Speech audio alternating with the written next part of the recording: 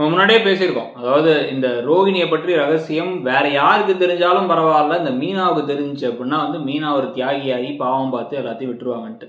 வேற விஜய் கரெக்டாக ரோகிணியும் எங்கே அடித்தா மீனாவுக்கு வலிக்குங்கிறத பிளான் பண்ணி தான் என்ன பண்ணிட்டாங்க, நான் குதிச்சா கிறிஷோட சேர்ந்து குதிச்சிருவேன், நான் இல்லாத உலகத்தில் என் பிள்ளை வாழ தேவையில்லை, நீங்கள் உங்கள் பிள்ளைய கண்டுக்கவே இல்லைங்கிறது தான் உண்மை.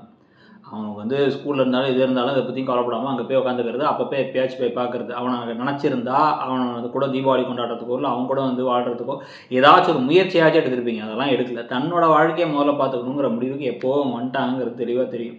ஆனால் அதையும் மீனா நம்பி இப்போ கடைசியில் என்ன ஆயிடுச்சுன்னா, தப்பு செஞ்சது ரோகிணி, ஆனால் குற்ற உணர்ச்சி யாருக்கு அதிகமாக இருக்குன்னு பார்த்தா மீனாவுக்கு தான்.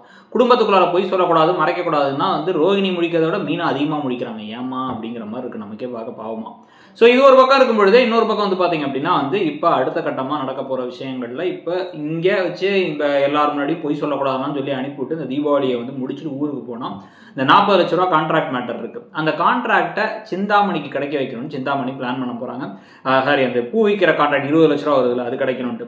ஸோ அந்த இப்போ ரோகிணி ஏதாச்சும் பேசி கீசி வந்து நீ அந்த 40 லட்ச ரூபா கான்ட்ராக்டை வந்து வச்சுக்கோ, ஆனால் வந்து இந்த மீனாவுக்கு கிடைக்க போகிற கான்ட்ராக்டை எனக்கு திருப்பி விட்டுருன்னு சொல்ல, அதுக்கு மட்டும் ரோகிணி ஏதாவது ஹெல்ப் பண்ணாங்கன்னா, அதுவும் விஜயா சொன்னாங்கன்னு ஹெல்ப் பண்ணாங்கன்னா அது மீனாவுக்கு தெரிய வந்து மீனா அப்போவாச்சும் உண்மையை போட்டு உடப்பாங்களா, இல்லை மீனா தனக்கு தெரிஞ்ச உண்மையை கொஞ்சம் கொஞ்சமாக யாருக்கிட்டயா சொல்லலாம், அட்லீஸ்ட் முத்துக்கிட்டயா சொல்லுவாங்களாங்கிறது ஒரு கேள்வி.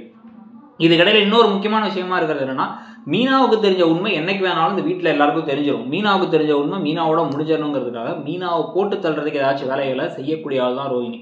அப்படியா செய்வாங்களா? கதை இப்போ அடுத்து எதை நோக்கி போகுதுங்கிறத பார்க்கணும். இல்லை டிஆர்பி பொதன்னு கீழே போயிட்டு இருக்கிறதுனால சரி ஓகே திருப்பி தூக்கி வந்து ஒரு பெரிய லெவலில் கொண்டு நிறுத்தணுங்கிறதுக்காக இந்த ரோகிணி சிக்க போகிறாங்கன்னு ஒரு பெரிய விஷயத்தை கொண்டு வந்துட்டு சிக்கினாலும் அதனால யாருக்கும் டேமேஜ் ஆகாத மாதிரி கதை அப்படியே ஃப்ளோவில் போகிற மாதிரி விஷயம் நடக்குதாங்கிற கேள்வி இருக்குது. அதை பற்றி உங்களுடைய கருத்து என்னங்கிறத சொல்லுங்கள். மறக்காம இடம்பொருள் சேனல், இடம்பொருள்னா ஒரு 2 சேனலையும் சப்ஸ்கிரைப் பண்ணிக்கோங்க. தேங்க்யூ.